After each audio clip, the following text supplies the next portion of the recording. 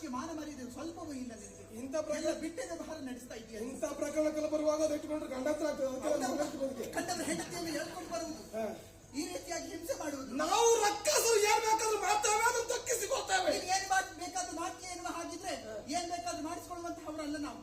ನೋಡು, ಒಳ್ಳೆ ಮಾತಲ್ಲಿ ದಾರಿ ಬಿಟ್ರೆ ಸರಿ, ಇಲ್ಲ ಅಂತ ಹೇಳಿದ್ರೆ ನೋಡ್ತಾ ಇದ್ದೆ. ಇದು ರುದ್ರಪುರವಲ್ಲ, ಶೋಣಿತಾಪುರ. ನಾನು ನಡೆದದ್ದೇ ದಾರಿ, ಬಂದರೆ ಒಳಿತು. ದಾರಿ ಬಿಟ್ಟರೆ ಸರಿ ಹೇಳ್ತಾ ಇದ್ದೇನೆ, ಇದು ಮಾಡುವುದು ಸರಿಯಲ್ಲ. ದಾರಿ ಬಿಡು.